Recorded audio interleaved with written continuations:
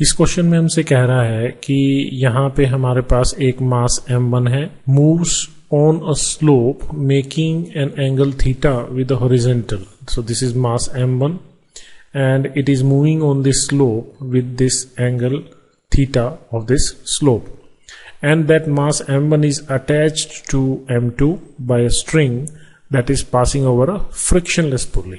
तो यहाँ जो पुल्ली ये दिखा रखी है ये फ्रिक्शनलेस है. अब फ्रिक्शनलेस पुल्ली का फायदा क्या है कि दोनों तरफ जो टेंशन है वो सेम रहेगी अगर ये स्ट्रिंग भी मासलेस है तो हम यहाँ पे अज्यूम करेंगे कि स्ट्रिंग मासलेस है. साथ में कह रहा है the coefficient of friction between m1 and the sloping surface is mu.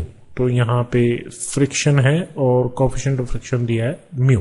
तो वो हमसे पूछ रहा है that out of the given statements which are true. तो इन गिवन स्टेटमेंट में से कौन सी स्टेटमेंट ट्रू है. तो आप यहाँ पे देखिए कि यहाँ पे वो दो तरह की बातें कर रहा है.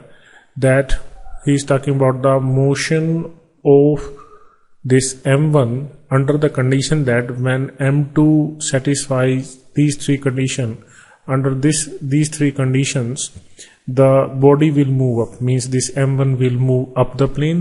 और यहाँ पे एक कंडीशन में दे रखा है move down the plane. Clear. तो ये m1 अप द प्लेन चलेगा या डाउन द प्लेन चलेगा और उसका रिलेशन m2 के साथ क्या होगा ये हमें यहाँ पे इस्टेब्लिश करना है. ठीक है. तो सबसे पहले हम सिचुएशन ले लेते हैं अप द प्लेन की. Up the plane. क्लियर.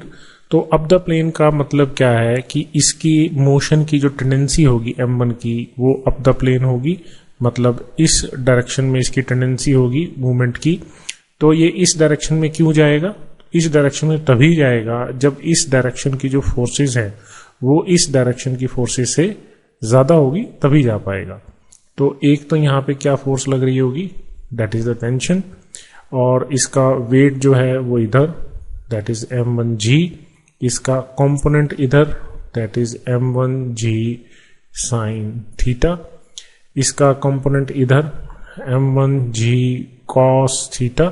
और जब इसकी स्लाइड करने की टेंडेंसी इधर होगी तो नेचुरली जो फ्रिक्शन की डायरेक्शन वो इधर होगी. तो वो फ्रिक्शन कितना होगा that friction is mu m1g cos theta. ठीक है. तो ये मैंने म्यू m1g cos थीटा क्यों लिया, मतलब हम m2 को धीरे बढ़ाते जा रहे हैं. एक ऐसी सिचुएशन आएगी जब m2 वो मास होगा जिस सिचुएशन में ये जस्ट स्लाइड करना शुरू कर देगा. ठीक है. या m2 उससे थोड़ा सा भी ज्यादा हुआ. क्लियर. तो उस समय ये आगे की तरफ मूव करना शुरू कर देगा. अब ये जो टेंशन है ये टेंशन क्यों प्रोड्यूस हो रही है, क्योंकि ये स्ट्रिंग स्ट्रेस्ड है, क्योंकि इधर भी वेट एक्ट कर रहा है इसका m2 का. So that wait is m2g और यहां पे टेंशन है, टेंशन इन द स्ट्रिंग. तो यहां पे वो m2 की सिचुएशन के बारे में पूछ रहा है कि अगर m2 इतना हो तो आप ये समझिए कि आपके पास ये जो m2 है ये वेरिएबल है. आप इस m2 को धीरे बढ़ाते जा रहे हैं. जैसे ही ये m2 के करस्पॉन्डिंग जो फोर्स होगी, अब m2 के करस्पॉन्डिंग फोर्स क्या होगी m2g. ठीक. और जब तक ये सिस्टम चला नहीं है तब तक m2g इस t के बराबर होगा. क्लियर. तो किसी भी एक इंस्टेंट पे जो हमारे पास जो t है t is equal to m2 into g. और ये चलेगा कब, ये तब चलेगा जब t अप द प्लेन की बात कर रहा हूं, up the plane when t is greater than these two forces, sum of these two forces. What are these forces? m1g sin theta plus mu m1g cos theta. और t हमको यहां से t हमने देख ही लिया, तो यहां से आप लिख सकते हैं that is m2g is greater than m1g sin theta plus mu cos theta. तो g से g कैंसिल. तो यहां से हमारे पास सिचुएशन आ गई when m2 is greater than m1 times sin theta plus mu cos theta, then this mass m1 will move up the plane. जैसे ही ये कंडीशन सेटिस्फाई होगी it will move up the plane. तो अगर आप इस information को देखें, इस रिजल्ट को देखें, तो आप कह सकते हैं कि ये जो ऑप्शन बी है ये करेक्ट है. ठीक है, तो जैसे ये करेक्ट हुई तो ए और सी बाय डिफॉल्ट गलत हो गई. ठीक, क्योंकि अब मूव अप द प्लेन में और कोई कंडीशन सेटिस्फाई नहीं हो रही, सिर्फ यही कंडीशन सेटिस्फाई होगी. डी को देखते हैं. अब डी में क्या कह रहा है कि body will move down the plane.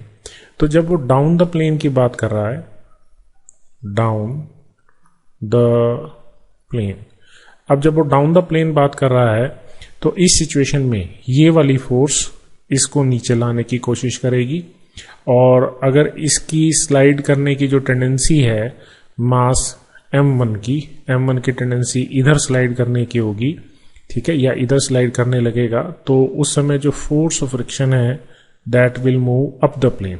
तो इस सिचुएशन में जो force of friction up the plane होगा that will be again that is mu m1g cos theta, और ये वाला टेंशन अब इसके साथ ऐड होगा. तो when m1g sin theta is greater than t plus mu m1g cos theta. ठीक है, जैसे ही ये सिचुएशन सेटिस्फाई होगी ये ब्लॉक डाउन द प्लेन जाना शुरू कर देगा. And at any instant t is equal to m2g, तो मैं इसको लिख देता हूं m1g sin theta greater than m2g plus mu m1g cos theta. तो दोनों तरफ से g कैंसिल हो गया.